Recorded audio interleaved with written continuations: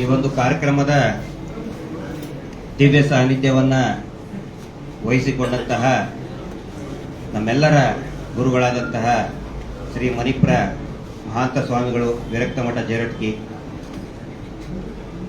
ನಮ್ಮ ವಿರಕ್ತ ಮಠ ಇಡ್ರಾಮಿ ಮಣಿಪುರ ಸಿದ್ಧಲಿಂಗ ಮಹಾಸ್ವಾಮಿಗಳು, ಆನಂತರ ಸೊನ್ನದ ಪೂಜ್ಯರು, ಅವರೆಲ್ಲರ ಪಾದಾರವಿಂದಗಳಿಗೆ ನಮಸ್ಕರಿಸ್ತಾ ಈ ಮಾಹಿತಿ ಹಕ್ಕಿನ ಸಾಮಾಜಿಕ ಕಾರ್ಯಕರ್ತರ ಕಾರ್ಯಾಗಾರ ಬಹಳ ವರ್ಷಗಳ ನಂತರ ಅವರ ಚಳವಳಿ ಬಹಳ ಜೋರಾಗಿ ನಡೆದಿತ್ತು. ಆವಾಗ ಒಂದು ದೊಡ್ಡ ಮಟ್ಟದ ಹೋರಾಟವನ್ನ ನಾನಿಲ್ಲಿ ಆ ನಿಗಮದ ಅಧ್ಯಕ್ಷನಾಗಿ ಬಹಳಷ್ಟು ಜನ ಪ್ರಶ್ನೆ ಮಾಡಿದರು. ನೀವೊಂದು ರಾಜ್ಯದ ನಿಗಮ ಮಂಡಳಿ ಅಧ್ಯಕ್ಷರಾಗಿ ನೀವು ಹೋರಾಟ ಮಾಡೋದು ಸರಿನೋ ಅಂತ ಕೇಳಿದ್ರು. ಆದ್ರ ಭ್ರಷ್ಟಾಚಾರದ ವಿಷಯದ ಸಲುವಾಗಿ ಅಣ್ಣಾ ಹಜಾರೆ ಅವರು ಏನು ಒಂದು ಧ್ವನಿಯನ್ನು ಕೊಟ್ಟಿದ್ರು, ನಾವು ಕೂಡ ನಮ್ಮ ಜೊತೆಗೆ ನಮ್ಮ ಹನುಮಂತ ಅವರು ಮತ್ತೆ ಮಹೇಶ್ ದೇಶಪಾಂಡೆ ಮತ್ತು ಎಲ್ಲಾ ವಿದ್ಯಾರ್ಥಿ ಸಂಘಟನೆಗಳು ಒಂದು 3-4 ದಿನ ಉಪವಾಸ ಸತ್ಯಾಗ್ರಹದಲ್ಲಿ ತೊಡಗಿಸಿಕೊಂಡಿದ್ರು. ಅದಾದ ನಂತರ ಇವತ್ತಿನ ಈ ಕಾರ್ಯಕ್ರಮ ಕಲಬುರಗಿ ಬಹಳಷ್ಟು ಬದಲಾಗಿದೆ. ಒಂದೊಂದ್ಸರಿ ರಸ್ತೆನೇ ಗೊತ್ತಾಗುದಿಲ್ಲ. ಅವಾಗ ಒಂದು 20 ವರ್ಷದ ಹಿಂದೆ ನಾನು ಸಾಮಾಜಿಕ ಕಾರ್ಯಕರ್ತನಾಗಿಯೂ ಕೂಡ ಪ್ರವಾಸ ಮಾಡಿದ್ದೇನೆ, ರಾಜಕೀಯ ಕಾರ್ಯಕರ್ತನಾಗಿ ಕೂಡ ಪ್ರವಾಸ ಮಾಡಿದ್ದೇನೆ. ಚುನಾವಣೆ ಪ್ರಚಾರ ಅಂತೂ ಸಿಕ್ಕಾಪಟ್ಟೆ ಮಾಡಿದ್ದೀವಿ. ಒಂದು ವಿಶೇಷ ಅಂತ ಹೇಳಿದ್ರೆ, ಅವಾಗ ನಾವು ಏನು ರಾಜಕೀಯ ಪ್ರಚಾರ ಮಾಡ್ತಿದ್ವಿ, ಚುನಾವಣೆ ಪ್ರಚಾರ ಮಾಡ್ತಿದ್ವಿ, ಎಲ್ಲ ನಮ್ಮ ರಾಜ್ಯ ಮಟ್ಟದ ಮುಖಂಡರು ಬಂದಿರ್ತಿದ್ರು. ಯಡಿಯೂರಪ್ಪನವ್ರು ಇರ್ಬೋದು, ಅನಂತ್ ಕುಮಾರ್ ಅವರು ಇರ್ಬೋದು, ಎಲ್ಲರೂ ಬಂದಾಗ ಮತ್ತೆ ಬೇರೆ ಬೇರೆ ಪಕ್ಷದ ಮುಖಂಡರು ಕೂಡ ಬಂದಾಗ ಕಲಬುರಗಿ ರಸ್ತೆ ಬಹಳ ಹಾಳಾಗಿತ್ತವ. ಕೆಟ್ಟದಂದ್ರೆ ನಾವು ಅಲ್ಲಿ ಇವತ್ತು ನಾನಲ್ಲಿ ಯಡ್ರಾಮಿ PSI ಇದ್ದಾಗ ಯಡ್ರಾಮಿ ಇಂದ್ರ ಬರೀ ಚಿಗರಳ್ಳಿ ಕ್ರಾಸಿಂಗ್ ಬರ್ಬೇಕಂತಂದ್ರೆ ಒಂದೂವರೆ ತಾಸು ಬೇಕಾಗಿತ್ತು. ಈ ಹೆಡ್ ಕ್ವಾರ್ಟರ್ ನಮ್ದು ಪೊಲೀಸ್ ಹೆಡ್ ಕ್ವಾರ್ಟರ್ ಕಲಬುರಗಿ ಇಂದ್ರ ಆಳಂದಕ್ಕೆ ಹೋಗ್ಬೇಕಂದ್ರೆ ಒಂದು ಎರಡು ತಾಸು ಬೇಕಾಗಿತ್ತು. ನಮ್ಗೆ ನರಣ ಸ್ಟೇಷನ್ ಹೋಗ್ಬೇಕಂದ್ರೆ ಕಡಗಂಟಿ ಕ್ರಾಸ್ ಇದ್ರೆ ನರಣ ಸ್ಟೇಷನ್ ಹೋಗಕ್ಕೆ 1 ತಾಸು. ನಾನು ನಮ್ಮ ಗುರು ಅಮ್ಮಾಪುರಿ ರಾತ್ರಿ ಚಾರ್ಜ್ ತಗೊಂಡಿವಿ. ನರಣ ಪೊಲೀಸ್ ಸ್ಟೇಷನ್ 2 ಗಂಟೆಗೆ ಚಾರ್ಜ್ ತಗೊಂಡಿದೀವಿ ನಾ ಹೋಗಿ. ಕಲಬುರಗಿ ರಸ್ತೆ ಅಂದ್ರೆ ಭಯಂಕರ ಹಿಂಗಾಗಿ ಇಲ್ಲಿ ಬಂದವರೆಲ್ಲರೂ ಏನ್ ಹೇಳೋರು, ಆಶ್ವಾಸನೆ ಕೊಡೋದು, ಮುಂದೆ ಬರುವ 10 ವರ್ಷಗಳಲ್ಲಿ ಕಲಬುರಗಿ ರಸ್ತೆಗಳನ್ನ ನಾವು ಬೆಂಗಳೂರು ರಸ್ತೆ ಮಾಡ್ತೀವಿ ಅಂತ ಎಲ್ಲರೂ ಹೇಳ್ತಿದ್ರು. ನಾನು ಇರ್ತಿದ್ವಿ, ಬೆಂಗಳೂರು ರಸ್ತೆ ಮಾಡ್ತೀವಿ, ಸಿಂಗಾಪುರ್ ಮಾಡ್ತೀವಿ ಅಂತ ಹೇಳಿದ್ರು. ಕಲಬುರಗಿ ರಸ್ತೆ ಬೆಂಗಳೂರು ರಸ್ತೆ ಅದು ಇಲ್ಲ ಗೊತ್ತಿಲ್ಲ. ಆದ್ರೆ ಏನಾಯ್ತು, ಬೆಂಗಳೂರು ರಸ್ತೆ ಈಗ ಕಲಬುರಗಿ ರಸ್ತೆ ಮಾಡಿಬಿಟ್ಟಾರ. ಬೆಂಗಳೂರಾಗಿ ಎಲ್ಲ ಓಟು ರಸ್ತೆ ಬೇಕಾದ್ರೆ ನೀವು ಹೋಗ್ರಿ, ಎಲ್ಲಾ ಕಡೆ ತೆಗ್ಗು, ಆ ರೋಡ್ ಹಂಪ ಅದು ನೀರ್ ಹಾಕ್ತೀವಿ ಅಂತ ಹೇಳಿ ಆಗಿದ್ದಾರೆ, ಹಾಗೆ ಬಿಟ್ಟು ಹೋಗ್ಬಿಡ್ತಾರ. ಕಲಬುರಗಿನ ಬೆಂಗಳೂರು ರಸ್ತೆ ಮಾಡಿದ್ರಿಲ್ಲ ಗೊತ್ತಿಲ್ಲ. ಆದ್ರ ಬೆಂಗಳೂರು ಮಂಗಳೂರು ರಸ್ತೆ ಎಲ್ಲ ಅವಾಗಿನ ಕಲಬುರಗಿ ರಸ್ತೆ ಏನಾಯ್ತು ಹಂಗಾಗ್ಬಿಡ್ತು. ನನಗೆ ಬಹಳ ಹಳೆ ಮುಖಗಳನ್ನ ನೋಡಿ ಬಹಳ ಖುಷಿ ಆಗ್ತದೆ. ನಮ್ಮ ಗುರುಗಳಿದ್ದಾರೆ, ನಮ್ಮ ಚೆನ್ನಯ್ಯ ವಸ್ತ್ರದವರು ಬಹಳ ದಿನದಿಂದ ನನಗೆ ಹೇಳ್ತಾ ಇದ್ರು, ಸರ್ ನೀವು ಬರ್ಬೇಕು, ಮಾತಾಡ್ಬೇಕು. ನಾನು ಹೇಳಿದೆ, ನಾನು ಈಗ ಸದ್ಯಕ್ಕೆ ಸೌಜನ್ಯ ಹೋರಾಟದಲ್ಲಿ ತೊಡಗಿಸ್ಕೊಂಡಿದ್ದೀನಿ. ಧರ್ಮಸ್ಥಳ ಗ್ರಾಮ ಅಂತ ಹೇಳ್ತಾ ಇದ್ದೀನಿ. ನಾನು ಯಾವತ್ತಿಗೂ ಕೂಡ ಯಾವ ದೇವಸ್ಥಾನದ ಬಗ್ಗೆನೂ ಕೂಡ ಟೀಕೆ ಮಾಡಿಲ್ಲ. ನಮ್ಮ ದೇವಸ್ಥಾನಗಳು ಹಿಂದೂ ದೇವಸ್ಥಾನಗಳು, ಅಲ್ಲಿ ಆದಂತಹ ಸೌಜನ್ಯ ಅತ್ಯಾಚಾರದ ಕುರಿತಾಗಿ ಹೋರಾಟವನ್ನು ಮಾಡ್ತಿದ್ದೀನಿ. ನಾ ಏನ್ ಮಾಡ್ಲಿರಿ? ಇಲ್ಲ ಸರ್, ನೀವು ಬರ್ಬೇಕು, ಮಾತಾಡ್ಬೇಕು, ಮಾಹಿತಿ ಹಕ್ಕಿನ ಬಗ್ಗೆ ಮಾತಾಡಿ, ಮತ್ತೆ ಈ ಹೋರಾಟದ ಬಗ್ಗೆನೂ ಕೂಡ ನಮಗೂ ಸ್ವಲ್ಪ ಮಾಹಿತಿ ಕೊಡಿ ಅಂತ ಹೇಳಿ ಹೇಳ್ತಾ ಇದ್ರು. ಆನಂತರ ರಮೇಶ್ ಕುಣಿಗಲ್, ಅದ್ಭುತವಾದಂತಹ ಸಾಧನೆ ಅವರು. ನಿಜವಾಗ್ಲೂ ಕೂಡ ಬಹುಶಃ ಅವ್ರ ತಂಡಕ್ಕೆ ಅರ್ಥ ಆಗ್ಲಿಕ್ಕಿಲ್ಲ ನಾವ್ ಏನ್ ಮಾಡ್ತಾ ಇದೀವಿ ಅಂತ ಹೇಳಿ, ಬಹುಶಃ ಅವರಿಗೆ ಗೊತ್ತಿರ್ಲಿಕ್ಕಿಲ್ಲ. ಆದ್ರೆ ಇವತ್ತು ಈ ಮಾಹಿತಿ ಹಕ್ಕು ಚಳವಳಿ ಇದೆಯಲ್ಲ, ನಶಿಸಿ ಹೋಗುವಂತ ಸಂದರ್ಭ ಇದು. ಯಾರೇ ನೀವು ಮಾಹಿತಿ ಕೇಳಿ ಟೀಕೆಗಳು ಪ್ರಾರಂಭ ಆಗಿಬಿಡ್ತಾವೆ. ಸೋಷಿಯಲ್ ಮೀಡಿಯಾದೊಳಗೆ ನಿಮ್ಮನ್ನು ಬಯಕ್ ಸ್ಟಾರ್ಟ್ ಮಾಡ್ತಾರೆ, ನಿಮ್ಮ ಹೆಂಡತಿ ಮಕ್ಕಳು ಹಿಡ್ಕೊಂಡು ಬಯೋದಕ್ಕೆ ಸ್ಟಾರ್ಟ್ ಮಾಡ್ತಾರೆ, ಜೀವ ಬೆದರಿಕೆ ಕೊಡ್ತಾರೆ. ನಾನು 2005 ಜನವರಿಯಲ್ಲಿ ಫಸ್ಟ್ ಬಂದಿದ್ದು 2004ರಲ್ಲಿ, ಅದು ಸಾರಿ 2006, 2005ರಲ್ಲಿ ಕರ್ನಾಟಕ ಮಾಹಿತಿ ಹಕ್ಕು ಅಂತ ಜಾರಿಗೆ ಆಯ್ತು. ಯಾಕಂತ ಹೇಳಿದ್ರೆ ಇಡೀ ದೇಶದಲ್ಲೇ ಆ ಕಾಯ್ದೆ ಸ್ಟಾರ್ಟ್ ಆಯ್ತು 2005ರಿಂದ. ಯಾಕಂತ ಹೇಳಿದ್ರೆ 2004ರಲ್ಲಿ ಬಿಹಾರದಲ್ಲಿ ಸುವರ್ಣ ಚತುಷ್ಪಥ ರಸ್ತೆ ಅಟಲ್ ಬಿಹಾರಿ ವಾಜಪೇಯಿ ಅವ್ರದ್ದು ಬಹಳ ಅದ್ಭುತ ಕನಸು. ಸ್ಟಾರ್ಟ್ ಇವತ್ತೇನಾದ್ರೂ ನ್ಯಾಷನಲ್ ಹೈವೇ ಸ್ಟಾರ್ಟ್ ಆಗಿದೆ ಅಂತ ಹೇಳಿದ್ರೆ ಆ ಕಾರಣಕ್ಕೋಸ್ಕರ. ಆದ್ರೆ ಬಿಹಾರದೊಳಗೆ ದೊಡ್ಡ ಮಾಫಿಯಾ ಇತ್ತು. ಆ ಮಾಫಿಯಾ ವಿರುದ್ಧ ಸತ್ಯೇಂದ್ರ ಕುಮಾರ್ ದುಬೆ ಅಂತ ಹೇಳಿ, ದಯವಿಟ್ಟು ಅದನ್ನ ನೋಟ್ ಮಾಡ್ಕೊಳ್ಳಿ, ಅವ್ರ ಹೆಸರು ಗೊತ್ತಿರಬೇಕು. ಇಂಜಿನಿಯರ್ ಆದಂತವ್ರು ಸತ್ಯೇಂದ್ರ ಕುಮಾರ್ ದುಬೆ ಇಂಜಿನಿಯರ್ ಆಗಿದ್ರು. ಆ ನ್ಯಾಷನಲ್ ಹೈವೇ ಪ್ರಾಜೆಕ್ಟ್ ಅಲ್ಲಿ ಆ ಭ್ರಷ್ಟಾಚಾರವನ್ನು ಬಯಲಿಗೆಳೆದ ಆತ. ಇಂಜಿನಿಯರ್, ಯುವ ಇಂಜಿನಿಯರ್, IIT ಸ್ಟೂಡೆಂಟ್ ಆಗಿದ್ದಂಥವ್ರು ಇಂಜಿನಿಯರ್ ಆದವ್ರು ಬಯಲಿಗೆಳೆದ ತಕ್ಷಣನೇ ಅವನ್ನ ಬರ್ಬರವಾಗಿ ಹತ್ಯೆ ಮಾಡ್ತಾರೆ.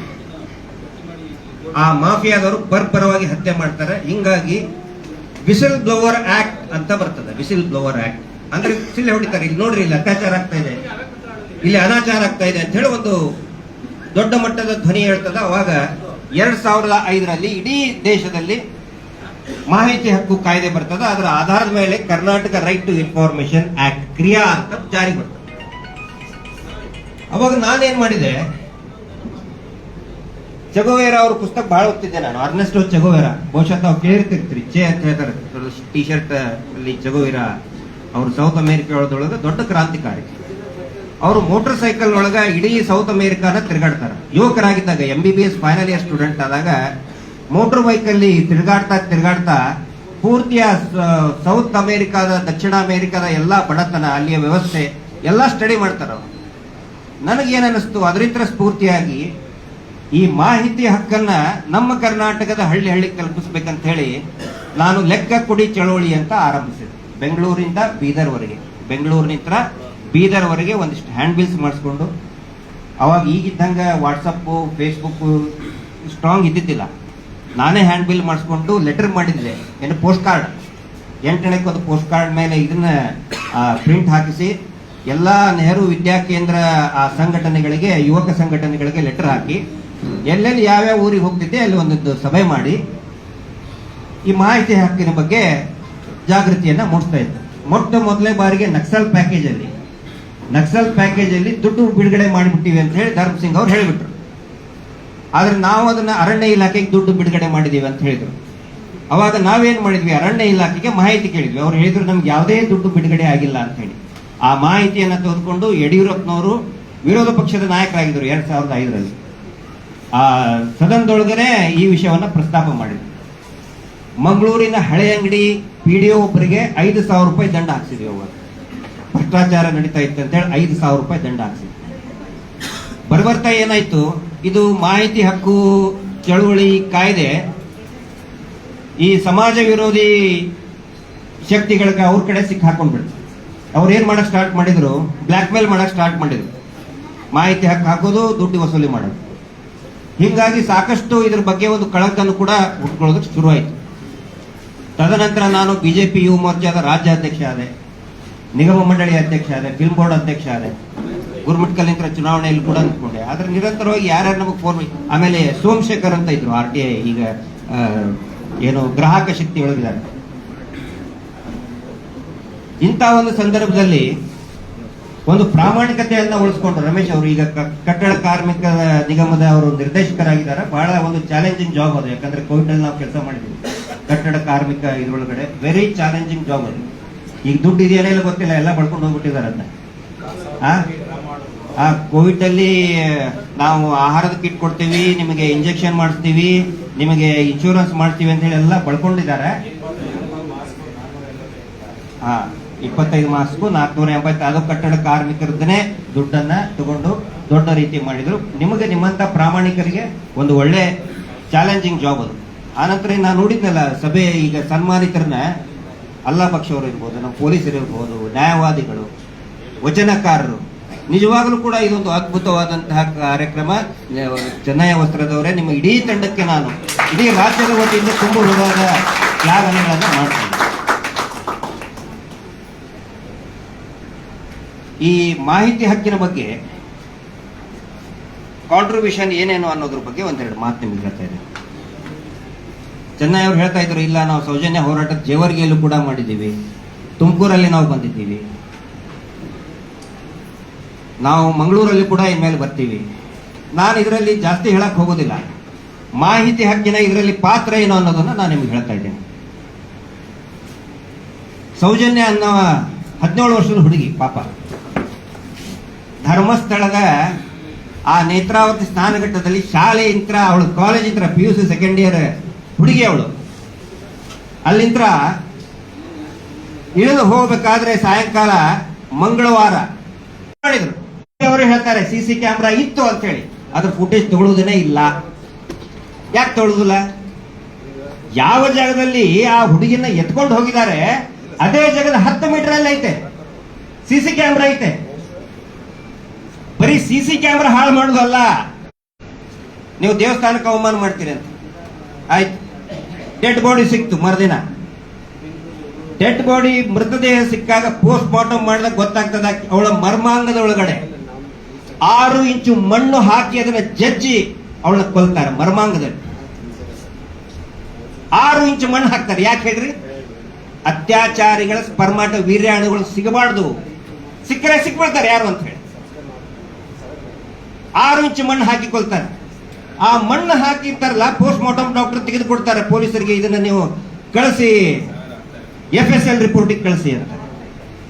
3 ದಿನದಲ್ಲೇ ಕಳಿಸ್ಬೇಕು. ಅದನ್ನ ವ್ಯಾಕ್ಯೂಮ್ ಡ್ರೈ ಮಾಡಿ 3 ದಿನದಲ್ಲಿ ಕಳಿಸ್ಬೇಕು. ಪೊಲೀಸರು 12 ದಿನ ಆದ್ರೂ ಹಂಗೆ ಇಟ್ಕೊಂಡು ಕುಂತಿರ್ತಾರೆ. 12 ದಿನ ಆದ್ರೂ ಹಂಗೆ ಇಟ್ಕೊಂಡು ಕುಂತು ಅದ್ರ ಮೇಲೆ ಬೂಸ್ಟ್ ಬೆಳೀತದೆ, ಆಮೇಲೆ ಕಳ್ಸಿಕೊಡ್ತಾರಂತೆ. ಚೆಕ್ ಮಾಡಕ್ ಆಗ್ಬಾರ್ದು ಅಂತ ಹೇಳಿ ಇದನ್ನ ಕೇಳ್ಬೇಕು. ಬಟ್ ಅರ್ಥ ತನಿಖೆ ಈ ಹೋರಾಟದಿಂದ ಏನಾಯ್ತು, CBI ವಹಿಸ್ತಾರೆ. ಯಾವಾಗ CBI ಕೊಡ್ತಾರೆ 5 ಜನ ಸಾಕ್ಷಿಗಳು ಸತ್ತೋಗ್ಬಿಡ್ತಾರೆ. ಪ್ರಶ್ನೆ ಮಾಡಬಾರ್ದ? ನಾವು ಯಾರು ಕೇಳಲ್ಲ. 5 ಜನ ಸಾಕ್ಷಿಗಳು ಸತ್ತೋಗ್ತಾರೆ. 5 ಜನ ನೋಡಿದವರು ಸತ್ತೋಗ್ಬಿಡ್ತಾರೆ. ಕೊಲೆ ಯಾರು ಪ್ರಶ್ನೆ ಮಾಡುವುದಿಲ್ಲ. ಮಾಡಬಾರ್ದು. ಮಾಡಿದ್ರೇನು? ನೀವು ದೇವರಿಗೆ ಅವಮಾನ ಮಾಡ್ತೀರಿ, ನೀವು ದೇವಸ್ಥಾನಕ್ಕೆ ಅವಮಾನ ಮಾಡ್ತೀರಿ, ನೀವು ಕಮ್ಯುನಿಸ್ಟರು. ಆಯ್ತು, ಇದೊಂದೇ ಪ್ರಕರಣ ಅಲ್ಲ. ಇದಕ್ಕಿಂತ ಬರೀ ಸ್ಕ್ರೀನ್ ಇದನ್ನೆಲ್ಲ ಹಾಕಿದ್ದೆ ನಾನು ಚೆನ್ನೈ ಅವರಿಗೆ. ಬಹುಶಃ ಅದನ್ನ ತೋರಿಸ್ತಾ ಇದ್ದೆ, ದಾಖಲೆಗಳನ್ನು ತೋರಿಸಿದೆ. ಯಾಕಂದ್ರೆ ಕ್ರಿಮಿನಲ್ ಮೊಕದ್ದಮೆಗಳು ಇದ್ದಾಗ ನಾವು ಬರೀ ಬಾಯ ಮಾತಿಂತ ಹೇಳ್ಬಾರ್ದು, ದಾಖಲೆ ಅಂತ ಹೇಳ್ಬೇಕು. ನಮ್ಮ ಹತ್ರ ಎಲ್ಲಾ ದಾಖಲೆಗಳು ಕೂಡ ಇದೆ. ಇದೇ ಸೌಜನ್ಯ ಪ್ರಕರಣ ಆಗೋಕ್ಕಿಂತ ಸರಿಯಾಗಿ 20 ದಿನದ ಹಿಂದೆ ಅದೇ ಧರ್ಮಸ್ಥಳದ ಅಂಗಳದಲ್ಲಿ ಆನೆ ಮಾವುತನ ಜೋಡಿ ಕೊಲೆ ಆಗ್ತದೆ. ಒಂದೇ ಕುಟುಂಬ ಪಾಪ ಅವ್ರದ್ದು. ಆನೆ ಮಾವುತರು ಅಂದ್ರೆ ಯಾರು? ಆನೆ ನಡೆಸ್ತಾರಲ್ಲ, ಬಡ ಕುಟುಂಬ. ಒಂದೇ ಮನೆಯಲ್ಲಿ 20 ದಿನದ ಹಿಂದೆ ಕೊಲೆ ಆಗ್ತದೆ. ಇಬ್ಬರದು ಕೂಡ ವಯಸ್ಸಾಗಿರ್ತದೆ ಅವನಿಗೆ. ಅವ್ರ ತಂಗಿ ಮೇಲೆ ಅತ್ಯಾಚಾರ, ಅವನು ಮುಂದೆನೇ ತಂಗಿನ ಅತ್ಯಾಚಾರ ಮಾಡ್ತಾರೆ. ಇವ್ರ ಗ್ಯಾಂಗ್ನವರು, ಧರ್ಮೋದ್ಯಮಿಗಳು, ದೊಡ್ಡವರು ಅಂತ ನಾವು ಹೇಳ್ತೀವಲ್ಲ, ಅವ್ರ ಗ್ಯಾಂಗ್ನವ್ರು ಬರ್ತಾರೆ. ಪೊಲೀಸರು ಇದ್ದಾರೆ, ನಮ್ಮ ಸ್ನೇಹಿತರು.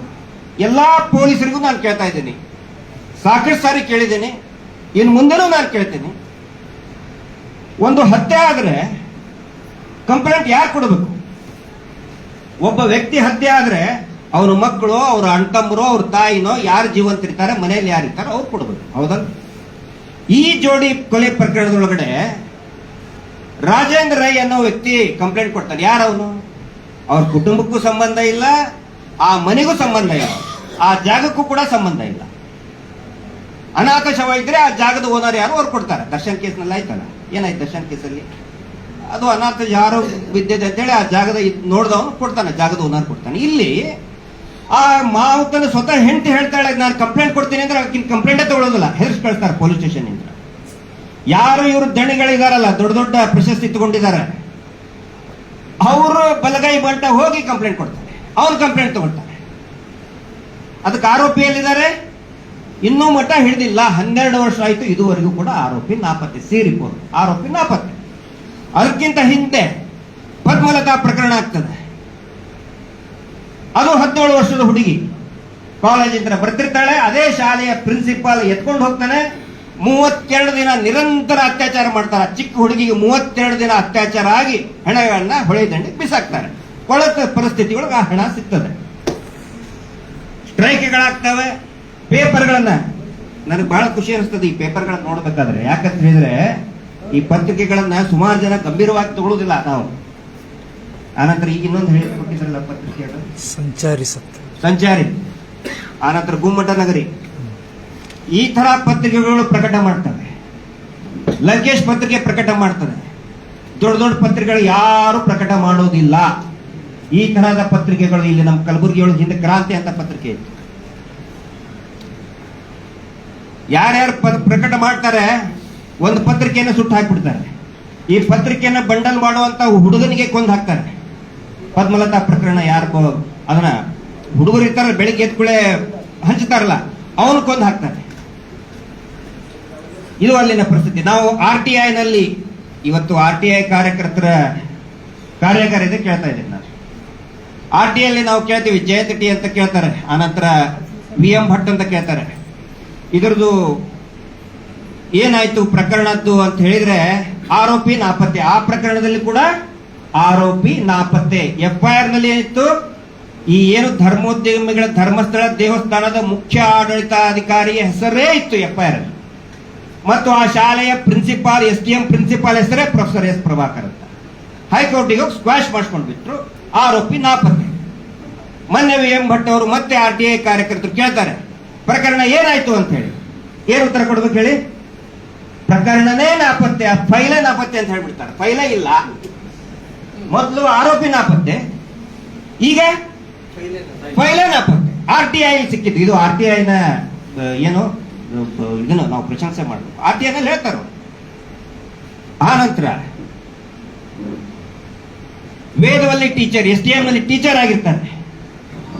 ಪ್ರಮೋಷನ್ ಅಲ್ಲಿ ಕೊಡಬೇಕು, ನೀವು ಕೊಡಿ ಅಂತ ಕೇಳಿದ್ದಕ್ಕೆ ಕೊಡೋದಿಲ್ಲ, ಕೋರ್ಟಿಗೆ ಹೋಗ್ತಾರೆ. ಕೋರ್ಟಿಗೆ ಹೋಗಿದ್ದಕ್ಕೆ ಅವ್ರ ಮನೆಗೆ ಹುಡುಗರನ್ನ ಬಿಟ್ಟು ಅತ್ಯಾಚಾರ ಮಾಡಿ ಮುಂದೆ ನಿಂತ್ಕೊಂಡು ಅವ್ರದೇ ಬಾತ್ರೂಮ್ ನಲ್ಲಿ ಸುಟ್ಟು ಹಾಕ್ತಾರೆ, ಹೆಣ್ಮಕ್ಳಿಗೆ ಸುಟ್ಟು ಹಾಕ್ತಾರೆ. ಅದರದ್ದು ಆರೋಪಿ ಯಾರು? ಆರೋಪ ಇವ್ರ ಮೇಲೆ ಇರ್ತದೆ. ಪೊಲೀಸರು ಇವತ್ತಿಗೂ ಕೂಡ ಹಿಡಿದಿಲ್ಲ ಅವ್ರನ್ನ. ಆರೋಪಿ ನಾಪತ್ತೆ. ನಾನು ಒಂದು ಮಾತು ಕೇಳ್ತಾ ಇದ್ದೀನಪ್ಪ, ಒಂದು ಮನೆ ಅಂಗಳದೊಳಗಡೆ ಮೂರು ಅತ್ಯಾಚಾರ ಆಗಿ ಹೆಣ ಬೀಳ್ತವೆ.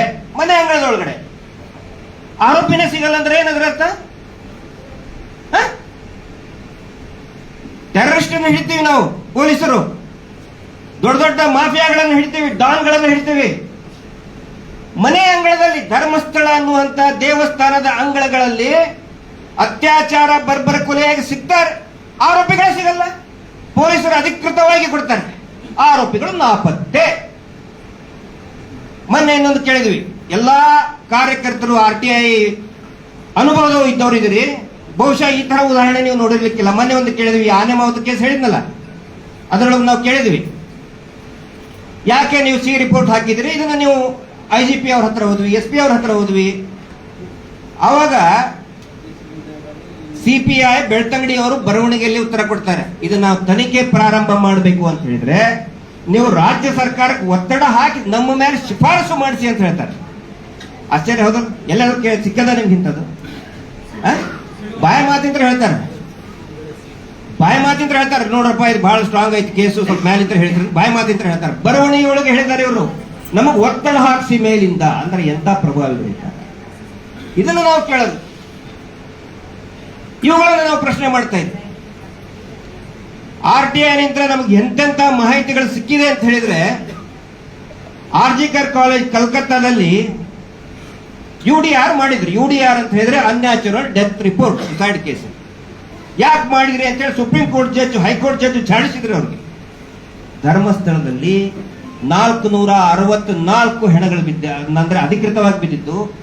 UDR ಅದರಲ್ಲಿ ಒಂದು ಹೆಣ್ಮಗಳದು, ಚಿಕ್ಕ ಮಗು, 8 ವರ್ಷದ ಮಗು, ಬ್ಲೀಡಿಂಗ್ ಆಗ್ತಾ ಇತ್ತು. ದಾಖಲೆ ಇದೆ ಅದರಲ್ಲಿ. ದಯವಿಟ್ಟು ಯಾರಾದ್ರೂ ನನಗೆ ಕೇಳಿದ್ರೆ ಎಲ್ಲಾ ದಾಖಲೆಗಳನ್ನು ಕೊಡ್ತೀನಿ ನಿಮ್ಗೆ. ನಾನು ಫೇಸ್ಬುಕ್ ಅಲ್ಲಿ ಕೂಡ ಆಲ್ರೆಡಿ ಇದೆ. ಚೆನ್ನೈ ವಸ್ತ್ರದವ್ರಿಗೆ ಬೆಳಿಗ್ಗೆನೆ ನಾನು ಹಾಕಿದ್ದೀನಿ ಅದನ್ನ. 8 ವರ್ಷದ ಮಗಳು ರೀ, ಚಿಕ್ಕ ಹೆಣ್ಮಗು ರೀ, ಅದು ಆತ್ಮಹತ್ಯೆ. ಬ್ಲೀಡಿಂಗ್ ಆಗಿ ನೇತ್ರಾವತಿ ಹೊಳೆ ದಂಡೆ ಪಕ್ಕದಲ್ಲಿ ಸಿಗ್ತದೆ. ಆತ್ಮಹತ್ಯೆ, ಬ್ಲೀಡಿಂಗ್ ಆಗ್ತಾ ಇದೆ ಪಾಪ. ಜೆನಿಟಲ್ ಪಾರ್ಕ್, ಪ್ರೈವೇಟ್ ಪಾರ್ಕ್ ಬ್ಲೀಡಿಂಗ್ ಆಗ್ತಾ ಇದೆ. ಕೊಂಪೆ ಒಳಗೆ ಒಗೆದು ಬಿಟ್ಟಿದ್ದಾರೆ. ರೂಮ್ ಒಳಗೆ ಹೆಣ ಸಿಗ್ತದೆ. ಹೆಣ್ಮಗಳು ಅಪರಿಚಿತ ಮಹಿಳೆ ಅಂತ ಬರೀತಾರೆ. ಆ ಮಗನು ಕೂಡ ಅಪರಿಚಿತ ಮಗಳ. ಯಾರಾದ್ರೂ ಅಪರಿಚಿತ ಮಗಳು ಎಲ್ಲೆಂತರ ಗುಲ್ಬರ್ಗ, ಧಾರವಾಡದಿಂದ ಹೋಗ್ತದೆ, ಅದು ಬೆತ್ತಲೆಯಾಗಿ ಬಿದ್ದಿದೆ. ಎಲ್ಲದಕ್ಕೂ ಕೂಡ ದಾಖಲೆ ಇದೆ. ಧರ್ಮಸ್ಥಳದ ಲಾಜ್ ಒಳಗಡೆ ಅಪರಿಚಿತ ಹೆಣ್ಣು ಮಗಳು ಹೆಂಗಾಗತ್ತಪ್ಪ ನಿಮ್ಗೆ? ಲಾಜ್ ಒಳಗೆ ಎಂಟ್ರಿ ಹಾಕ್ಬೇಕಾದ್ರೆ ನಿಮ್ಗೆ ID ಕಾರ್ಡು ಊರು ಬರ್ಕೋತಿರೋ ಇಲ್ಲ, ಆಧಾರ್ ಕಾರ್ಡ್ ಕೇಳ್ತೀರಿ, ID ಕಾರ್ಡ್ ಕೇಳ್ತೀರಿ, ಇಲ್ದ ಹೆಂಗ್ ಬಿಟ್ಕೊಂಡಿರಿ ನೀವು?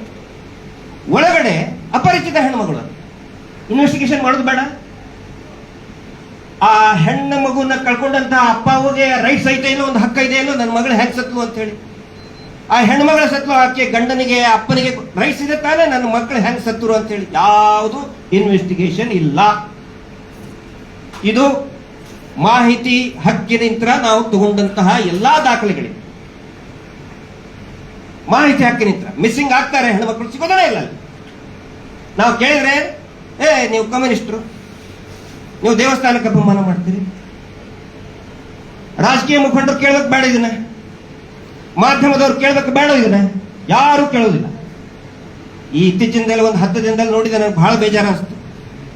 ಚಿತ್ರದುರ್ಗ ಸಿರಿಗೆರೆ ಶಿವಾಚಾರ್ಯ ಸ್ವಾಮೀಜಿಗಳು ಇಡೀ ಜೀವನವನ್ನ ಶಿಕ್ಷಣಕ್ಕೋಸ್ಕರ ಅವ್ರ ಜೀವನವನ್ನೇ ಸವಸಿದ್ದಾರೆ.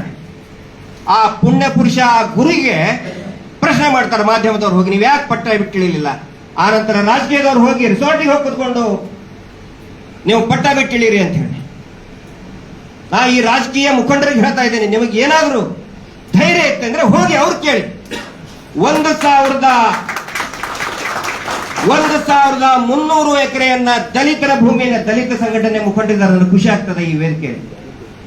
ದಲಿತರಿಗೆ ಬರುವಂತಹ ನೀರು ಹಳ್ಳದಿಂದ ಬರೋ ನೀರದು, ಹಳ್ಳದಿಂದ ಬರೋ ನೀರನ್ನ ಸಂಪೂರ್ಣವಾಗಿ ಕಟ್ ಮಾಡಿ ಇವರು ಫಾರ್ಮ್ ಹೌಸ್ಗೆ ಬಿಟ್ಕೊಂಡ್ರು, ದಲಿತರಿಗೆ ನೀರು ಸಿಗಬಾರ್ದು. ಅದೇ ಧರ್ಮಸ್ಥಳ, ನಾವು ಹೊರಗಡೆ ಹೇಳ್ತಾ ಇಲ್ಲ. MB ಕರಿಯ ಅಂತ ಹೇಳಿ ದಲಿತ ಮುಖಂಡರು ಅಂತಂದ್ರೆ ದಲಿತ ಆಕ್ಟಿವಿಸ್ಟ್ ಅವರು, ಅವ್ರ ಹೆಸರಿಗೆ ಪೆಟ್ರೋಲ್ ಬಂಕ್ ಆಗುತ್ತೆ, ಕೊಡೋದಿಲ್ಲ, ಇವ್ರು ಇಟ್ಕೊಂತಾರೆ. ದಲಿತರ ಜಮೀನು ಇವತ್ತಿಗೂ ಕೂಡ ನೀವು ಬನ್ನಿ, RTC ಕೂಡ ತೋರಿಸ್ತೇನೆ. RTC ಒಳಗೆ ಆ ದಲಿತ ಪಾಪ ವ್ಯಕ್ತಿ ಹೆಸರಿದೆ, ಕಬ್ಜಾ ಇರೋದು ಇವರಿದ್ದಾರೆ. ಆ ನಂತರ ಕೃಷಿ ಭೂಮಿ ರಹಿತ ಕೃಷಿ ಕಾರ್ಮಿಕರಿಗೆ ಜಮೀನು ಕೊಡ್ತಾರೆ ಸರ್ಕಾರ. ಈ ಏನು ಧರ್ಮಾಧಿಕಾರಿಗಳು ದೊಡ್ಡವರು ಅದಾರಲ್ಲ, ಸ್ವತಃ ಅವರ ತಮ್ಮನೇ, ಅವ್ರ ಬೇರೆಯವರಲ್ಲ, ಅವರ ಒಡ ಹುಟ್ಟಿದ ತಮ್ಮ ಧರ್ಮಸ್ಥಳದ ದೇವಸ್ಥಾನದ ಮುಖ್ಯ ಅಧಿಕಾರಿ ಏನಂತ ಕೊಡ್ತಾರೆ ಗೊತ್ತಾ? ನಾನು ಭೂರಹಿತ ಕೃಷಿ ಕಾರ್ಮಿಕ ಅಂತ ಹೇಳಿ 7 ಎಕರೆ 50 ಸೆಂಟನ್ನು ಸ್ಯಾಂಕ್ಷನ್ ಮಾಡಿಸ್ಕೊತಾರೆ. ಆ ಕುಟುಂಬದ ಹೆಸರಿನಲ್ಲಿ 1,030 ಎಕರೆ ಇದೆ. ಎಷ್ಟು? 1,030 ಎಕರೆ ಅಧಿಕೃತವಾಗಿ ಅವರ ಕುಟುಂಬದ ಹೆಸರಿನಲ್ಲೇ ಇದೆ. ಅವ್ರು ಏನ್ ತಗೊಳ್ತಾರೆ ಸರ್ಟಿಫಿಕೇಟ್? ನಾನು ಕೃಷಿ ರಹಿತ ಕಾರ್ಮಿಕ ಅಂತ ಹೇಳಿ 7 ಎಕರೆ ತಗೊಳ್ತಾರೆ. ಇವನ್ನೆಲ್ಲ ನಾವು ಪ್ರಶ್ನೆ ಮಾಡಿದ್ರೆ ಕೆಲವೊಬ್ರು ಹೇಳ್ತಾರೆ ನಮಗೆ, ಮಟ್ಟಣ್ಣವ್ರು ನಿಮ್ಗೆ ಗೊತ್ತಲ್ರಿ ಎಷ್ಟು ಜನಕ್ಕೆ ಅವರು ಅನ್ನದಾನ ಮಾಡ್ತಾರ ನೋಡಿಲ್ಲ ನೀವು ಅಂತ ಹೇಳಿ. ನಾನು ಹೇಳಿದೆ ಮೊನ್ನೆ, ನಮ್ಮ ಉತ್ತರ ಕರ್ನಾಟಕಕ್ಕೆ ಬನ್ನಿ, ಕಲ್ಯಾಣ ಕರ್ನಾಟಕ ಇರ್ಬೋದು, ಉತ್ತರ ಕರ್ನಾಟಕ ಇರ್ಬೋದು, ಅನೇಕ ಮಠಗಳಿದೆ. ಎಲ್ಲಾ ಮಠಗಳಲ್ಲಿ ಕೂಡ ಅನ್ನದಾಸೋಹ ಮಾಡ್ತಾರೆ, ಅಕ್ಷರ ದಾಸೋಹ ಮಾಡ್ತಾರೆ. ಯಾರೊಬ್ರು ಕೂಡ ನಾ ಅನ್ನದಾಸೋಹ ಮಾಡಿದೆ ಅಂತ ಹೇಳಿ ವೆಬ್ಸೈಟ್ ಅಲ್ಲಿ ಹಾಕೊಂಡು ಪ್ರಚಾರ ತಗೊಂಡಿಲ್ಲ. ನಾನು ಕೂಡ ಓದಿದ್ದು ರುದ್ರಾಕ್ಷಿ ಮಠದ, ನಾಗನೂರು ಮಠದ ಕಾಂಪಿಟೇಟಿವ್ ಎಕ್ಸಾಮ್ ಓದಿದ್ದೆ ಆ ಸಿದ್ದರಾಮೇಶ್ವರ ಮಾರ್ಗದರ್ಶಿ ಅಂತ ಹೇಳಿ. ನಮ್ಗೆ ಊಟಕ್ಕೆ ಹಾಕಿದ್ರು ಅವರು, ಆನಂತರ ಪುಸ್ತಕ ಕೊಟ್ಟರು, ಯಾವತ್ತಿಗೂ ಕೂಡ ಪ್ರಚಾರ ತಗೊಳ್ಳಿಲ್ಲ. ಸಿದ್ಧಗಂಗಾ ಶ್ರೀಗಳು, ಸಿರಿಗೆರೆ ಶ್ರೀಗಳು, ಎಷ್ಟು ಉದಾಹರಣೆ ಕೊಡ್ಲಿ. ಕೊಪ್ಪಳದ ಗವಿಮಠ, ಗದಗಿನ ಗಾನಯೋಗಿ ಗಂಧರ್ವ ಪಂಚಾಕ್ಷರಿ ಗವಾಯಿಗಳ ಮಠ, ಎಷ್ಟು ಉದಾಹರಣೆ. ಇಲ್ಲೇ ಕಲಬುರಗಿಯಲ್ಲಿನೇ ಸಾಕಷ್ಟು ಮಠಗಳಿದಾವ್ರಿ. ಸಣ್ಣ ಸಣ್ಣ ಹಳ್ಳಿ ಒಳಗಿನ ಮಠ ದಾಸೋಹ ಮಾಡ್ತಾರೆ. ಯಾರೋ ಮೀಟರ್ ಬಡ್ಡಿ ದಂಧೆ ಮಾಡಲಿಲ್ಲ, ಇವತ್ತು ಇವರು ಮೀಟರ್ ಬಡ್ಡಿ ದಂಧೆ ಸ್ಟಾರ್ಟ್ ಮಾಡಿ 20 ವರ್ಷದಿಂದ ಹಳ್ಳಿಗೆ ಹೋದ್ರೆ ನೀವು ಬೇಕಾದ್ರೆ ಯಾವುದೇ ಹಳ್ಳಿಗೆ ಹೋದ್ರು ಕೂಡ ವಾರ ವಾರ ಮೀಟರ್ ಬಡ್ಡಿ ಕಲೆಕ್ಷನ್. ಪ್ರಶ್ನೆ ಮಾಡಿದ್ರೆ ಏನ್ ಹೇಳ್ತಾರೆ? ನೀವು ದೇವ್ರಿಗೆ ಪ್ರಶ್ನೆ ಮಾಡ್ತೀರಿ. ನಿಜವಾಗ್ಲೂ ಪ್ರಶ್ನೆ ಮಾಡಬೇಕಾಗಿರೋದು ಇವರಿಗೆ ಮಾಧ್ಯಮಗಳು, ಆದ್ರೆ ಮಠಗಳಿಗೆ ಪ್ರಶ್ನೆ ಮಾಡ್ತಾರೆ. ನೀವು ಗದ್ದಿಗೆ ಬಿಟ್ಟು ಯಾಕೆ ಕೇಳಂಗಿಲ್ಲ? ಇವತ್ತು ನಾನು ಒಂದು ಮಾತು ಕೊನೆಯದಾಗಿ ಹೇಳ್ತಾ ಇದ್ದೀನಿ, ಸುಮಾರು ಜನ ಮಾತಾಡೋದಿರ್ತಾರೆ. ಇಡೀ ಕರ್ನಾಟಕದಲ್ಲಿ ಇವತ್ತೇನಾದರೂ ನಮ್ಮಂಥವ್ರು, ನಾನಿವತ್ತು ವೇದಿಕೆಗಳು ಬಂದಿದ್ದೇನೆ, ಮಾತಾಡ್ತಾ ಇದ್ದೇನೆ, ಆದ್ರೆ ನಾವು ಬಡ ಕುಟುಂಬದಿಂದ ಬಂದಂಥವ್ರು, ಮಧ್ಯಮ ವರ್ಗದಿಂದ ಬಂದಂಥವ್ರು, ನಮ್ಮಂತ ಲಕ್ಷಾಂತರ ಜನ ಬಡ ಕುಟುಂಬದವರು ಶಿಕ್ಷಣವನ್ನ ಪಡೆದಿದ್ದಾರೆ ಅಂತ ಹೇಳಿದ್ರೆ, ಸ್ವಂತ ಕಾಲ ಮೇಲೆ ನಿಂತಿದ್ದಾರೆ, ಗವರ್ಮೆಂಟ್ ಸರ್ವಿಸ್ ಅಲ್ಲಿ ತಗೊಂಡಿದ್ದಾರೆ ಅಂತ ಹೇಳಿದ್ರೆ, ಮಠಗಳ ಪಾತ್ರ ಬಹಳ ದೊಡ್ಡದಿದೆ. ಮಠಗಳು ಇಲ್ಲೇ ಹೋಗಿದ್ರೆ ಸಾಮಾಜಿಕ ಅಸಮಾನತೆ ಸಿಕ್ಕಾಪಟ್ಟೆ ಆಗ್ತಿದೆ. ನೀವು ಅಬ್ಸರ್ವ್ ಮಾಡಿ, ನಮ್ಮ ಆಳಂದ ಬೆಲ್ಟು ಅಲ್ಲಿ ಸಿಕ್ಕಾಪಟ್ಟೆ ದಲಿತ ಸಂಘರ್ಷ ಸಮಿತಿಗಳು ಯಾಕೆ ಹುಡ್ಕೊಂಡು ಹೇಳಿದ್ರೆ ಅಸಮಾನತೆ ಜಾಸ್ತಿ. ಆ ಗಡಿ ಭಾಗ, ಈ ಕಡೆ ಚಿಂಚೋಳಿ ಮತ್ತೆ ಕೋಲಾರದಿಂದ ಕೂಡ ಬಂದಿದ್ದಾರೆ. ಕೋಲಾರ ಯಾಕಂತ ಹೇಳಿದ್ರೆ ಎಲ್ಲೆಲ್ಲಿ ಮಠಗಳ ಸಂಪರ್ಕ ಇತ್ತು ಅಲ್ಲಿ ಸಾಮಾಜಿಕ ಅಸಮಾನತ್ವನೇ ಆಗ್ಲಿಲ್ಲ. ಶಿವಶರಣರು, ಬಸವಣ್ಣನವರು ಅವಾಗಲೇ ಸಮಾಜದ ಹುಳುಕುಗಳನ್ನ ಪ್ರಶ್ನೆ ಮಾಡ್ತಾ ಇದ್ರು. ಒಂದು ವೇಳೆ RTIನ ಪಿತಾಮಹ ಏನಾದ್ರೂ ಇದ್ರೆ ಅದು ವಿಶ್ವಗುರು ಬಸವಣ್ಣನವರು. ಅವರ ಮುಂದಾಲೋಚನಾ ಶರಣ ಪರಂಪರೆ ಇದು. ಅಂತ ಮಠಗಳನ್ನು ಇವತ್ತು ಮಾಧ್ಯಮದವರು ಪ್ರಶ್ನೆ ಮಾಡ್ತಾರೆ, ನೀವು ಯಾಕೆ ಕೇಳೋದಿಲ್ಲ? ಶಿವಾಚಾರ್ಯ ಪಾಪ ಎಂತವ್ರು, ಎಷ್ಟು ಸಾಧನೆ ಮಾಡಿದ್ದಾರೆ ಅವರು. ಇವ್ರನ್ನ ಬಿಡ್ತಾರೆ, ಇವ್ರ ಬಗ್ಗೆ ಪ್ರಶ್ನೆ ಮಾಡಲ್ಲ, ಇವ್ರ ಪ್ರಶಸ್ತಿ ಕೊಡ್ತಾರೆ, ನಮ್ಮ ಗುರುಗಳಿಗೆ ಪ್ರಶ್ನೆ ಮಾಡ್ತಾರೆ. ದಯವಿಟ್ಟು ಪ್ರತಿಯೊಬ್ಬರು ಅರ್ಥ ಮಾಡ್ಕೋಬೇಕು. ಮಠಗಳು ಇರೋದ್ರಿಂದನೇ ಇವತ್ತು ಕರ್ನಾಟಕದ ಶಿಕ್ಷಣ ವ್ಯವಸ್ಥೆ ಇಷ್ಟು ಪ್ರಬುದ್ಧವಾಗಿ ನಿಂತಿದೆ. ನಮ್ಮೆಲ್ಲರ ಜವಾಬ್ದಾರಿ. ಈ ಒಂದಿಷ್ಟು ಇನ್ನೂ ಸಾಕಷ್ಟಿದೆ ಮಾತಾಡೋದು, ಆದ್ರೆ ಸಾಕಷ್ಟು ಜನ ಮಾತಾಡೋರಿದ್ದಾರೆ. ಈ ಒಂದು ವೇದಿಕೆಗೆ ಕರೆಸಿ ನನಗೆ ಮಾತನಾಡೋದಕ್ಕೆ ಅವಕಾಶ ಕೊಟ್ಟಂತ ತಮ್ಮೆಲ್ಲರಿಗೂ ಕೂಡ ವಂದನೆ ಸಲ್ಲಿಸ್ತಾ ಕೊನೆಯದು ಒಂದು ಸಜೆಷನ್ ನಾನು ಹೇಳ್ತಾ ಇದ್ದೇನೆ ಚೆನ್ನೈ ವಸ್ತ್ರದವರಿಗೆ. ಇದೇನು RTI ತಮ್ಮ ಇದನ್ನ ಮಾಡಿದ್ರಿ, ಇದರಲ್ಲಿ ಇನ್ನೂ ಒಂದು 2 ಬ್ರಾಂಚ್ ಮಾಡಿ, ಒಂದು ಲೀಗಲ್ ಟೀಮ್ ಅಂತ ಒಂದು ಆಗಬೇಕು. ಕಾನೂನು ಅಂದ್ರೆ ಒಳ್ಳೊಳ್ಳೆ ಈಗ ಅಡ್ವೊಕೇಟ್ ಈಗ ಬಂದಿದ್ದಾರೆ, ತಾವು ಸನ್ಮಾನ ಮಾಡಿದ್ರೆ ಅವ್ರು ಸಾಕಷ್ಟು ಸಮಾಜ, ಅವ್ರದ್ದೊಂದು ಟೀಮ್ ಇಟ್ಕೊಳ್ಳಿ. ಅಂತಾರೆ ರಿಸರ್ಚ್ ಟೀಮ್ ಅಂತ ಒಂದು ಇಟ್ಕೊಳ್ಳಿ, ಒಂದು ರಿಸರ್ಚ್ ವಿಂಗ್ ಅಂತ ಆಗಬೇಕು. ಯಾಕಂದ್ರೆ ಇವತ್ತೇನಾಗಿದೆ, ಸಿಕ್ಕಾಪಟ್ಟೆ ಏನಾದ್ರು ಕೇಳಿಬಿಟ್ರೆ ಬಯಕ್ ಸ್ಟಾರ್ಟ್ ಮಾಡ್ತಾರೆ, ಸಾಮಾಜಿಕ ಜಾಲತಾಣದೊಳಗೆ ಅಟ್ಯಾಕ್ ಮಾಡ್ತಾರೆ. ಒಂದು ರಿಸರ್ಚ್ ಟೀಮು ಮತ್ತು ಒಂದು ಲೀಗಲ್ ಟೀಮ್ ಸ್ಟ್ರಾಂಗ್ ಆಗಿರ್ಬೇಕು. ಆದ್ರೆ ಒಂದು ತಿಳ್ಕೊಳ್ಳಿ, ಯಾವ ಕಾರಣಕ್ಕೂ ಕೂಡ ನೀವು ಹೆದರ್ಕೊಳಕ್ ಹೋಗಬೇಡಿ. RTI ಕಾರ್ಯಕರ್ತರು ಯಾವ ಕಾರಣಕ್ಕೂ ಹೇಳಬೇಡಿ. ಮಿಸ್ಟರ್ ಬೀನ್ ಒಂದು ಮಾತು ಹೇಳಿದ್ದ, ಮತ್ತೆ ಚಾರ್ಲಿ ಚಾಪ್ಲಿನ್ ಹೇಳಿದ್ದ, ಇದನ್ನ ನನ್ನನ್ನ ಇನ್ಸಲ್ಟ್ ಮಾಡ್ಬೇಕಂತ ಹೇಳಿದ್ರೆ ನಿಶ್ಚಿಂತವಾಗಿ ನನ್ನ ಇನ್ಸಲ್ಟ್ ಮಾಡಿ, ನನ್ನನ್ನು ಅವಮಾನ ಮಾಡಿ, ನಾನು ಯಾರ ಮೇಲೂ ಕೇಸ್ ಹಾಕುವುದಿಲ್ಲ. ಫ್ರೀಡಮ್ ಆಫ್ ಸ್ಪೀಚ್ ನಮ್ಮ ಬಾಬಾ ಸಾಹೇಬ್ ಅಂಬೇಡ್ಕರ್ ಕೊಟ್ಟಂತ ಆರ್ಟಿಕಲ್ 19(1) ಅದರ ಮುಖಾಂತರ ಇದು RTI ಆಕ್ಟ್ ಆಗಿದ್ದು. ನಿಶ್ಚಿಂತವಾಗಿ ನೀವು ನಮ್ಮನ್ನ ಅವಮಾನ ಮಾಡಿ, ಯಾರಾದ್ರೂ ಅವಮಾನ ಮಾಡಿದ್ರೆ ನಾನು ಹೇಳ್ತಾನೆ ತಲೆ ಕೆಡಿಸ್ಕೊಳಕ್ ಹೋಗಬೇಡಿ. ಯಾಕಂದ್ರೆ ನಾವು ಸತ್ಯದ ದಾರಿಯಲ್ಲಿ ನಾವು ಹೋಗ್ತಾ ಇದ್ದೀವಿ. ಗುರುಗಳ ಆಶೀರ್ವಾದ ಇದೆ ನಮಗೆ. ಸತ್ಯ ದಾರಿಯಲ್ಲಿ ನಮ್ಗೆ ಅವಮಾನ ಮಾಡಿದ್ರೆ ಮಾಡ್ಕೊಳ್ಳಿ, ಏನ್ ಬೇಕಾದ್ರೂ ಬೈಕೊಳ್ಳಿ.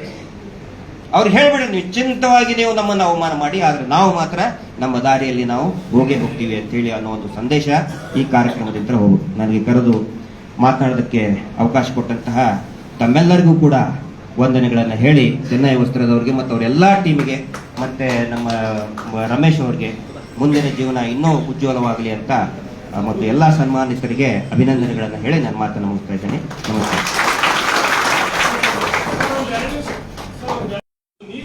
ಹೋಗಿ ಸಮೇತ ದುಡ್ಡು ಕಟ್ತಾ ಇದಾರೆ.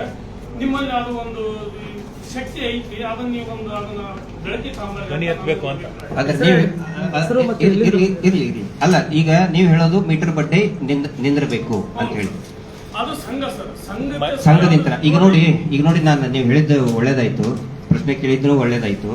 ನಿಮ್ಮ ಪ್ರಕಾರ ನಿಂದಿರಬೇಕು, ನಿಂದಿರಬಾರ್ದು? ನಿಲ್ಬೇಕು ಸರ್, 100% ನಿಂದಿರಬೇಕು, ಹೌದಲ್ಲ? ಇವ್ರು ಏನ್ ಮಾಡಿದಾರೆ ಅದನ್ನ, ಈ ನಾನು ಒಂದು ಉದಾಹರಣೆ ಕೊಡ್ತೇನೆ. ಮೆಡಿಕಲ್ ಶಾಪ್ ಲೈಸೆನ್ಸ್ ತೋರಿಸಿ ವೈನ್ ಶಾಪ್ ನಡೆಸ್ತಾ ಇದ್ದಾರೆ. ತೋರ್ಸೋದೇನು ಮೆಡಿಕಲ್ ಶಾಪ್, ನಮ್ದು ಸಂಘ, ನಮ್ದು ಚಾರಿಟೇಬಲ್ ಟ್ರಸ್ಟ್ ಅಂತ ತೋರಿಸ್ತಾ ಇದ್ದಾರೆ. ಮಾಡೋದೇನು ಲಿಕ್ಕರ್ ದಂಧೆ. ಇದು ಯಾವಾಗ ನಿಲ್ತದೆ ಅಂತ ಹೇಳಿ ನಾವು ಆಲ್ರೆಡಿ ಇದನ್ನ ನಿಲ್ಸಿದೀವಿ. ಮಂಗಳೂರು ಮಲೆನಾಡು ಭಾಗದಲ್ಲಿ ಹತ್ತತ್ರ ಒಂದು 20,000 ಸಂಘಗಳನ್ನ ನಿಲ್ಸಿದೀವಿ. ಹ್ಯಾಂಗೆ ಅಂತ ಹೇಳಿದ್ರೆ ಏನ್ ಮಾಡ್ಬೇಕು, ಜನಗಳು ಒಗ್ಗಟ್ಟಾಗ್ಬೇಕು. ಅಲ್ಲಿ ಆಯಾ ಜನಗಳು ಸಂಘದೊಳಗೆ 10 ಜನ ಇರ್ತಾರೆ. 10ರಲ್ಲಿ 2 ಜನ ಸಾಲ ಕಟ್ಟಲಿಲ್ಲ ಅಂದ್ರೆ 8 ಜನ ಅವ್ರ ಮೇಲೆ ದಬ್ಬಾಳಿಕೆ ಮಾಡ್ತಾರೆ. ಕಟ್ಟರಲೇ ಇಲ್ಲ, ನನಗೆ ಸಾಲ ಸಿಗುದಿಲ್ಲ, ನನಗೆ ಸಾಲ ಸಿಗುದಿಲ್ಲ ಅಂತ ಹೇಳಿ. ಏನಾಗ್ತೈತೆ, ಇದು ದಿನ ಹೋದಂಗೆ ಅವ್ರಿಗೂ ಭಾರ ಆಗ್ತಾ ಐತೆ. ಆ ಗ್ರಾಮದವರು ಒಂದು ರೆಡಿ ಮಾಡಿಕೊಂಡು ಇಲ್ಲಿವರೆಗೆ ನಾನು ಎಷ್ಟು ಕಟ್ಟಿದ್ದೀನಿ ಕೊಡಪ್ಪ, ಬ್ಯಾಂಕ್ ಸ್ಟೇಟ್ಮೆಂಟ್ ಕೊಡು ಅಂತ ಹೇಳಿ ಬ್ಯಾಂಕ್ ಸ್ಟೇಟ್ಮೆಂಟ್ ಕೊಡ್ಬೇಕು. ಇವ್ರು ಎಣ್ಣೆ ಚೀಟಿ ಬರೆದು ಕೊಟ್ರೆ ಆಗುದಿಲ್ಲ, ಉದ್ರಿ ಚೀಟಿ ಬರ್ಕೊಟ್ರೆ ಆಗುದಿಲ್ಲ. ಅವ್ರು ಹೇಳಿ ಇಷ್ಟು ವಾರ ನಾನು ಕಟ್ಟಿದ್ದೀನಲ್ಲಪ್ಪ ತಂದು ಕೊಡಿ ಅಂತ ಕೇಳಿ, ನಿಮ್ಮ ಹತ್ರ ಬರೋದನ್ನ ಇಲ್ಲ ಅವರು. ಆ ನಂತರ ಪೊಲೀಸ್ ಸ್ಟೇಷನ್ಗೆ ಒಂದು ಕಂಪ್ಲೇಂಟ್ ಕೊಡ್ಬೇಕು. ನಾವು ಅದಕ್ಕೆ ಒಂದು ಟೀಮೇ ಇದೆ ನಮ್ದು, ಜಯಂತ್ ಟಿ ಅಂತ ಹೇಳಿ, ಆ ನಂತರ ರವೀಂದ್ರ ಶೆಟ್ಟಿ ಅಂತ ಹೇಳಿ, ಮತ್ತೆ ಶೈಲಜಾ ಅಂತ ಹೇಳಿ ಮೊದಲೇ ಮಹಿಳೆಯವರು ರಾಜ್ಯದಲ್ಲಿ ಸಂಘದ ಬಡ್ಡಿ ದಂಧೆಯನ್ನ ನಿಲ್ಲಿಸದಂತ ಮೊದಲೇ ದುರ್ಗಾಶಕ್ತಿ ಅನ್ನೋ ಸಂಘದಲ್ಲಿ ನಿಲ್ಲಿಸಿದ್ರು. ಇಲ್ಲಿ ಗ್ರಾಮಗಳು ಒಟ್ಟಾಗಬೇಕು, ಗ್ರಾಮಸ್ಥರು ಒಟ್ಟಾಗಬೇಕು. ಹೋಗಿ ಅವ್ರ ಮನೆ ಮುಂದೆ ಇದ್ಕೊಂಡು ನೀನು ಬಡ್ಡಿ ಕಟ್ಟು, RBI ನಿಮ್ಮದು ಪ್ರಕಾರ ಅದು ಇಲ್ಲ ರೀ. ಅದು RBI ನಿಯಮದ ಪ್ರಕಾರ ವಾರದ ಬಡ್ಡಿ ಅನ್ನೋದೇ ಇಲ್ಲ.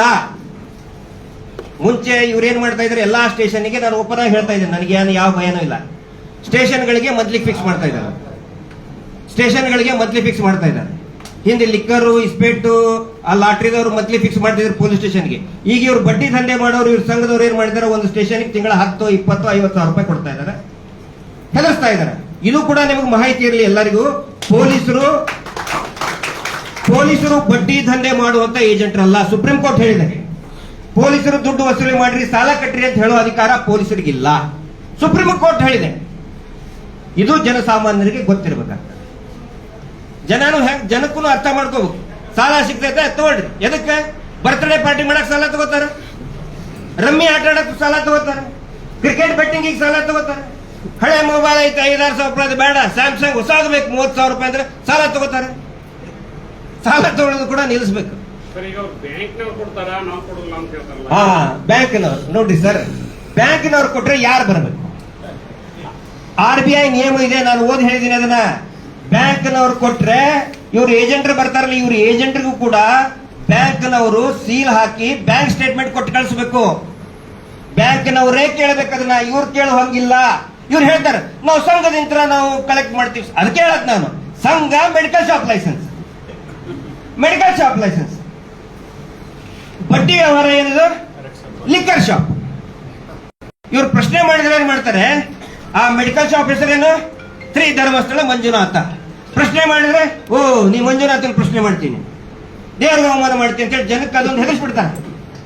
ಪ್ರಶ್ನೆ ಮಾಡಿದ್ರೆ ಏನಂತಾರೆ, ನೀ ದೇವಸ್ಥಾನಕ್ಕೆ ಅವಮಾನ ಮಾಡ್ತೀನಿ, ದೇವ್ರು ನಿನಗೆ ಇದ್ರ ಮಾಡ್ತಾ ಇರ್ತಿಲ್ಲ. ಅದ್ರ ಒಂದು ತಿಳ್ಕೊಳ್ಳಿ, 12 ವರ್ಷದಿಂದ ಏನು ಹೋರಾಟ ನಡೆದಿದೆಯಲ್ಲ, ಆ ಹೋರಾಟದಿಂದ ಅಣ್ಣಪ್ಪ ಸ್ವಾಮಿ, ಮಂಜುನಾಥ ಸ್ವಾಮಿ ನಮ್ಮ ಜೊತೆಗಿದ್ದಾರೆ, ನಮ್ಮ ಬೆಂಬಲಿಸಿದ್ದಾರೆ. ಈ ಮೂಢನಂಬಿಕೆಗಳನ್ನ ದಯವಿಟ್ಟು ಇದನ್ನ ಮಾಡಿ, ಯಾವ ಕಾರಣಕ್ಕೂ ಕಟ್ಟಬೇಡಿ. ಯಾಕಂದ್ರೆ ಆಲ್ರೆಡಿ ನಾನು ಹೇಳ್ತಾ ಇದ್ದೀನಿ, ದಾಖಲೆ ಮುಖಾಂತರ ಹೇಳ್ತಾ ಇದ್ದೀನಿ, ಕಟ್ ಆಗಿದೆ. ಒಂದ್ ಮೂತ್ಕೊಳ್ಳೆ ಇನ್ನೊಂದು ತಗೊಳ್ರಿ ಅಂತ ಹೇಳ್ತಾರೆ. ಆ ನಂತರ ಇನ್ಶೂರೆನ್ಸ್ ತಗೊಳ್ಳೇಬೇಕು. ಇನ್ಶೂರೆನ್ಸ್ ನೀವು ಮಾಡಿದ್ರೆ ಬಾಂಡ್ ಪೇಪರ್ ನಿಮ್ಮ ಹತ್ರ ಇರ್ಬೇಕಲ್ಲ ಯಜಮಾನ್ರೆ, ನಿಮ್ಗೆ ಕೊಡೋದನ್ನೇ ಇಲ್ಲ. ಅವರೇ ಇಟ್ಕೋತಾರೆ. ಸತ್ರ ಏನ್ ಮಾಡ್ತಾರೆ, ಅವರೇ ತಗೋತಾರೆ, ಅವರೇ ಸಹಿ ಮಾಡಿ ಅವರೇ ತಗೋತಾರೆ, ನಿಮ್ಗೆ ಏನು ಸಿಗುದಿಲ್ಲ. ಇಂಥ ಒಂದು ವ್ಯವಸ್ಥೆ ಇದೆ. ಇದಕ್ಕೊಂದು ದೊಡ್ಡ ಮಟ್ಟದ ಹೋರಾಟ ಆಗಬೇಕು. ಇಲ್ಲ, ರೆಗ್ಯುಲರ್ ಆಗಿ ಮತ್ತೆ ಕೊಟ್ಟು ನಾನು ಎಕ್ಸ್ಪ್ಲನೇಷನ್ ಮಾಡ್ತಾ ಇದ್ದೇನೆ. ಮತ್ತೆ ಅದ್ರ ಸಲುವಾಗಿನೇ ನಾನು ಮತ್ತೆ ಹೇಳ್ತಾ ಇದ್ದೇನೆ.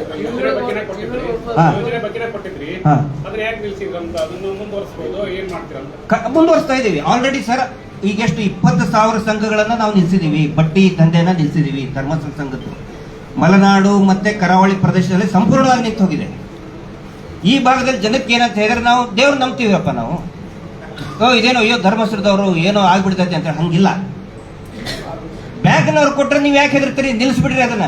ಪಾಸ್ಬುಕ್ ಕೇಳಿ ಬ್ಯಾಂಕ್ನವ್ರಿಗೆ ಹೇಳ್ರಿ, ಒಂದು ರಿಟರ್ನ್ ಸ್ಟೇಟ್ಮೆಂಟ್ ಕೊಡ್ತಾರೆ, ಎಷ್ಟೆಷ್ಟಾಗಿದೆ ಅಂತ ಹೇಳ್ಬೇಕು ಅವ್ರು. ನೀವೇನೋ ಒಂದು 50,000 ತಗೊಂಡ್ವಿ ಅಂತ ಹೇಳಿ ಜೀವನ ಪೂರ್ತಿ ಅವ್ರು ಜೀತ ಮಾಡ್ತೀರಾ? ಅವ್ರು ಇಷ್ಟೇ, ಅವ್ರು ಸತ್ತ ಮೇಲೆ ಅವ್ರ ಮಕ್ಕಳಿಗೂ ಕಟ್ರಿ ಅಂತ ಹೇಳ್ತಾರೆ ಅವ್ರು. ಅದ್ರ ಹಿಂದೆ ಜೀತ ಪದ್ಧತಿ ಇತ್ತು. ನಮ್ಮ ತಂದೆನೂ ಕೂಡ ಜೀತ ಮಾಡ್ತಿದ್ರು. ಜೀತ ಪದ್ಧತಿ ನಿರ್ಮೂಲನೆಗೋಸ್ಕರ ಎಷ್ಟು ಚಳವಳಿ ನಡೆದು. ಈಗ ಏನಾಗೈತಿ, ನೀವು ಒಂದು 50,000 ರೂಪಾಯಿ ತಗೊಂಡ್ರಪ್ಪ, ಜೀವನ ಪರ್ಯಂತ ಅವ್ರು ಜೀತ ಮಾಡ್ಕೊಂತ ಹೋಗ್ಬೇಕು. ನೀವು ಆಗಲಿ ನಿಮ್ಮ ಮಕ್ಕಳು ಮಾಡ್ಕೊಂತಾನೆ ಇರ್ಬೇಕು. ಅಲ್ಲ, ಜಗಳಾಟ ಬೈತಾ ಇರ್ತಾರೆ. ನಮ್ ಕಾಂಟ್ಯಾಕ್ಟ್ ಅಂದ್ರೆ ಬೈತಿರ್ತಾರೆ, ಮಟ್ಟಣ್ಣವ್ರು ಹಂಗ ಹಿಂಗ ಅಂತ ಹೇಳಿ ಬೈತಾ ಇರ್ತಾರೆ. ಬೈಲಿ, ಅದಕ್ಕೆ ನಾನು ಹೇಳಿದೆ, ಬೇಕಾದಷ್ಟು ಬೈಲಿ, ನಾವು ಮಾತ್ರ ಸುಮ್ಮನೆ ಆಗುದಿಲ್ಲ. ಧನ್ಯವಾದ. ಅವರೇ ಹೇಳಿದಾರಲ್ಲ ಸರ್, ಅವರೇ ಹೇಳಿದಾರಲ್ಲ, ಬ್ಯಾಂಕ್ನವ್ರು ಅಂದ್ರೆ ಬ್ಯಾಂಕ್ನವ್ರು ಬಂದು ಕೇಳಂತ ಹೇಳ್ರಿ.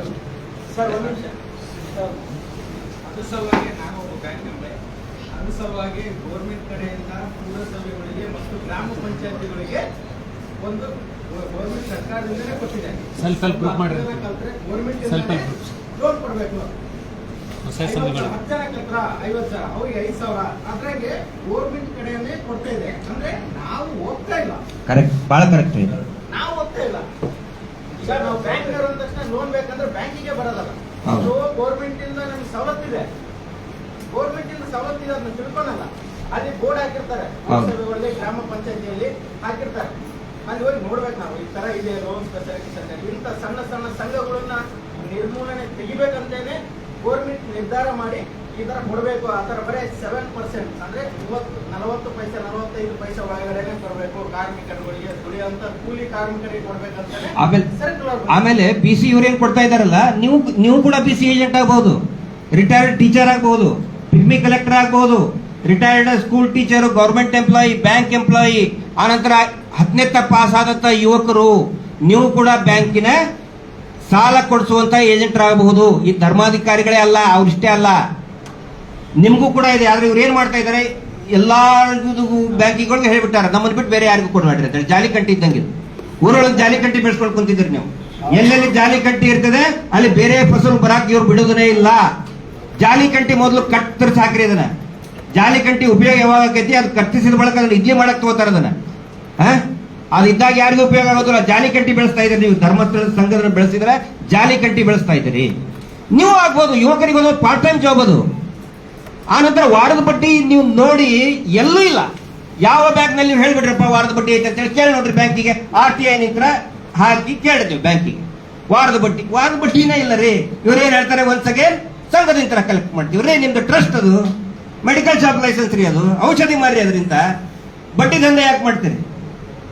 BC ಏಜೆಂಟ್ ನೀವು ಆಗ್ಬೋದು, ಯಾರು ಬೇಕಾದ್ರೂ BC ಏಜೆಂಟ್ ಆಗ್ಬೋದು. ಅವರೇ MLA MP ಗಳು ಮಿನಿಸ್ಟರ್ಗಳಿಗೆ ಅಲ್ಲ. ಅದು ಯುವಕರಿಗೆ ಕೆಲಸ ಸಿಗಲಿ ಅಂತ ಬ್ಯಾಂಕ್ನವರು ಮಾಡಿದಂತ ಅದ್ಭುತ ಯೋಜನೆ. ಇವ್ರು ಬೇರೆ ಯಾರಿಗೂ ಮಾಡಕ್ ಬಿಡ್ತಾ ಇಲ್ಲ, ಯಾರಿಗೂ ಮಾಡಕ್ ಬಿಡ್ತಾ ಇಲ್ಲ. ಇದು ಇನ್ನೂ ಸಾಕಷ್ಟಿದೆ, ಆಮೇಲೆ ಚರ್ಚೆ ಮಾಡೋಣ. ಬೇರೆಯವ್ರು ಮಾತಾಡೋರಿದ್ದಾರೆ, ಮಾತಾಡೋಣ.